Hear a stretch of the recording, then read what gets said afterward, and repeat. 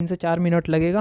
पूरे चैप्टर को हम एक रिकॉल सेशन में रिकॉल करते हैं। आप क्या कीजिए, इसे पॉज करके खुद से रिकॉल करने की कोशिश कीजिए, ठीक है, और नहीं तो मेरे साथ आप रिकॉल करने की कोशिश करें। सबसे पहले प्रीएम्बल की बात करें तो प्रीएम्बल सबसे पहले आप रट जाइए, ये काफ़ी आपके काम आने वाला है, ठीक है, चाहे प्रीलिम्स हो चाहे मेंस हो। तो इसको याद करते हैं। Preamble: we the people of India having solemnly resolve to constitute India into a sovereign socialist secular democratic republic and to secure to all its citizens justice, social, economic and political liberty, thought, expression, belief, faith and worship, equality of status and opportunity, fraternity, assuring the dignity of individual and the unity and integrity of nation in our constituent assembly this 26th day of November 1949 do hereby enact and give to resolve this constitution। ठीक है, तो ये हमने एक preamble को याद करेंगे तो ऐसे रिवाइज कर लेंगे। तो ऐसे भी आप भी याद रखें और आप भी ऐसे ही फ्लो में पढ़ लेंगे, ठीक है। तो पहला क्वेश्चन हमारा हो गया। उसके बाद सोर्स ऑफ प्रीएम्बल तो हमने पहले भी पढ़ा है, ऑब्जेक्टिव रेजोल्यूशन जो लेके आए थे हमारे जवाहरलाल नेहरू। तो सोर्स ऑफ प्रीएम्बल वही है जिसको कॉन्स्टिट्यूएंट असेंबली ने अडॉप्ट किया था। कब? 22 जनवरी 1947 में।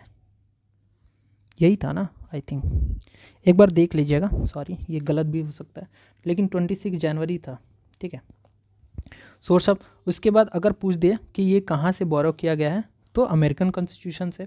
और 3 वर्ड किससे इंस्पायर है तो फ्रेंच रेवोल्यूशन से। कौन कौन सा वर्ड था वो? लिबर्टी, सॉरी, इक्वालिटी, लिबर्टी और फर्टिनिटी, ठीक है।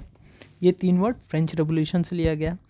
उसके बाद where does constitution of India draw its power? तो we the people of India, यानी पीपल ऑफ इंडिया से पावर लेता है कॉन्स्टिट्यूशन। उसके बाद नेचर ऑफ स्टेट की बात करें तो नेचर ऑफ स्टेट क्या था? Sovereign, socialist, secular, democratic, Republic, ठीक है। और इसमें सोशलिस्ट और सेकुलर कब ऐड हुआ? 42nd अमेंडमेंट एक्ट 1976 में। इससे पहले इंडिया क्या था? Sovereign, democratic, Republic. ये क्वेश्चन भी पूछा गया, ये भी याद रखिएगा। कॉन्स्टिट्यूशन कब अडॉप्ट हुआ था? तो 26 नवंबर 1949 में। ये बात याद रखिएगा, ऐसा नहीं कि कन्फ्यूज़न में होकर आप 26 जनवरी 1950 मार दें। कॉन्स्टिट्यूशन एडॉप्शन डे 26 नवंबर 1949, और ये 26 नवंबर जो है इसको कॉन्स्टिट्यूशन डे के नाम से भी सेलिब्रेट करते हैं, ठीक है, संविधान दिवस के भी नाम से सेलिब्रेट करते हैं। तो इससे भी याद रखिएगा कि कॉन्स्टिट्यूशन हमारा कब अडॉप्ट हुआ था, ठीक है। उसके बाद ऑब्जेक्टिव की बात करें प्रीएम्बल तो ऑब्जेक्टिव 4 तरह की होती है। कौन कौन से ऑब्जेक्टिव? जस्टिस, लिबर्टी, इक्वालिटी और फर्टिनिटी। जस्टिस 3 टाइप की होती है। कौन कौन सी? Social, economic, political. Liberty 5 type की होती है। Thought, expression, belief, faith and worship. उसके बाद इक्वालिटी 2 टाइप की होती है। कौन कौन सी? Status and opportunity. फर्टिनिटी 1 होती है, assuring the dignity of individual, ठीक है, and the unity and integrity of nation, ठीक है।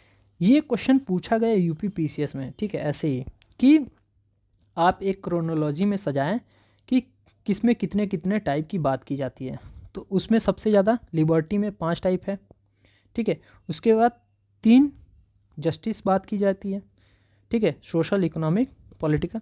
इक्वालिटी 2 टाइप की होती है। कौन कौन सी? स्टेटस एंड अपॉर्चुनिटी, और 1 टाइप की फर्टिनिटी। तो इस पे भी क्वेश्चन पूछ दिया गया है यूपी पीसीएस में, आप इस बात को याद रखिएगा, ठीक है। तो यहाँ से हमारा ऑब्जेक्टिव भी हो गया। अब हम बात करते हैं रेलिवेंट केसेस के। तो 2 केस आप याद रखिएगा, एक बेरूबेरी केस, ठीक है। इसमें क्या है, सुप्रीम कोर्ट ने ये डिक्लेयर किया कि ये कॉन्स्टिट्यूशन का पार्ट नहीं है, नॉट अ कॉन्स्टिट्यूशन, ठीक है। दूसरा उसके बाद आता है केशवानंद भारती केस। यहाँ ये बोला जाता है कि ये कॉन्स्टिट्यूशन का पार्ट है, ठीक है। उसके बाद LIC एक याद रखिएगा, ठीक है। LIC केस में क्या हुआ था? ये 1998 में हुआ था, ठीक है। इसमें बोला गया कि ये कॉन्स्टिट्यूशन का इंटीग्रल पार्ट है और ये इसका कोई लीगल इफेक्ट नहीं है, लेकिन इंडिपेंडेंटली, ठीक है, कि इंडिपेंडेंटली अगर आप किसी के लिए जा रहे हैं सुप्रीम कोर्ट में तो इसका कोई लीगल इफेक्ट नहीं है, ये LIC में बोला गया, ठीक है। ये सारे केसेस हो गए। उसके बाद क्या प्रीएम्बल अमेंडेबल है? हाँ, preamble as a whole amend कर सकते हैं, ठीक है। प्रीएम्बल के कीवर्ड्स जो है, जो बेसिक स्ट्रक्चर में आते हैं, उसको अमेंड नहीं कर सकते हैं। ये ऐसा हुआ भी है 42nd अमेंडमेंट एक्ट में, जिसमें 3 वर्ड ऐड किया गया है। कौन कौन सा? सोशलिस्ट, सेकुलर और इंटीग्रिटी। ठीक है, तो preamble as a whole amend कर सकते हैं, ना कि उसके कीवर्ड्स जो कि बेसिक स्ट्रक्चर के पार्ट हैं। ठीक है, उसके बाद हम डिफिनीशन देख लेते हैं। सॉवरेन, सोशलिस्ट, सेकुलर, डेमोक्रेटिक और रिपब्लिक की बात करते हैं।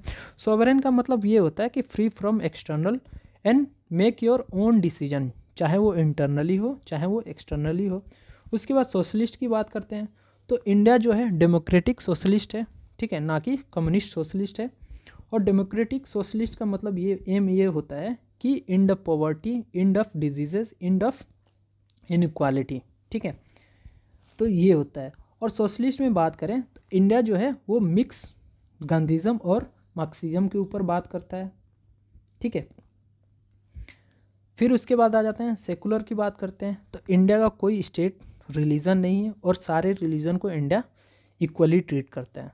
ठीक है, फिर यहाँ पे आते हैं डेमोक्रेटिक की बात करते हैं, तो डेमोक्रेसी 2 टाइप की होती है, इंडिपेंडेंट डेमोक्रेसी और दूसरा है इनडायरेक्ट डेमोक्रेसी और डायरेक्ट डेमोक्रेसी। तो इंडिया जो है वो इनडायरेक्ट डेमोक्रेसी में आता है। और इनडायरेक्ट डेमोक्रेसी में 2 टाइप होती है, एक पार्लियामेंट्री डेमोक्रेसी होती है, दूसरा प्रेसिडेंशियल डेमोक्रेसी होती है। तो इंडिया जो है पार्लियामेंट्री डेमोक्रेसी में आती है। फिर उसके बाद आ जाते हैं रिपब्लिक का मतलब, तो रिपब्लिक में वो होता है कि जो भी हमारे हेड ऑफ स्टेट होंगे वो इलेक्टेड बाय द पीपल होंगे। ठीक है, ना कि राजा का बेटा राजा होगा। तो ये रिपब्लिक का मतलब हो गया। तो ये हमारा रिकॉल सेशन यहाँ पे फिनिश होता है। चलिए मिलते हैं नेक्स्ट क्लास में। बाय बाय, धन्यवाद।